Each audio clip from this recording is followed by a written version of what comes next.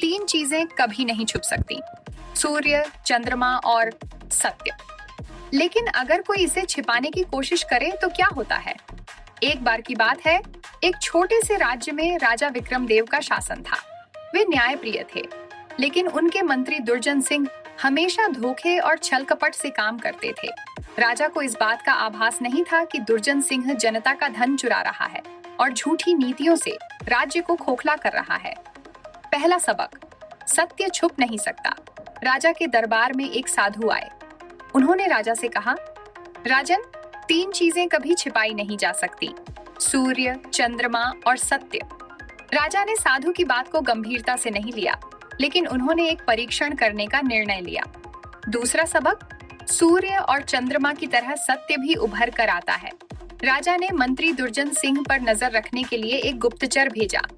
धीरे धीरे सारी सच्चाई उजागर होने लगी।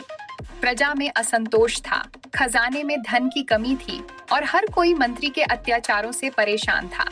जैसे सूर्य बादलों में छिप सकता है लेकिन सदा के लिए नहीं, वैसे ही मंत्री का छल भी अधिक समय तक छुपा नहीं रह सका।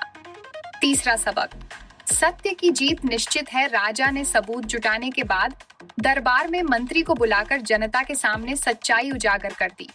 मंत्री ने बहुत सफाई देने की कोशिश की, लेकिन सत्य के प्रकाश में उसका अंधकारमय झूठ टिक नहीं सका। राजा ने उसे दंडित किया और जनता को न्याय दिलाया। सीख, सत्य को दबाया जा सकता है लेकिन मिटाया नहीं जा सकता। जैसे सूर्य और चंद्रमा अपने समय पर आकाश में चमकते हैं, वैसे ही सत्य भी अपनी सही घड़ी पर प्रकट होता ही है। अगर जीवन में कोई आपको धोखा दे रहा है या सच को छिपाने की कोशिश कर रहा है, तो धैर्य रखें। सत्य का प्रकाश देर सवेर अंधकार को हरा ही देगा।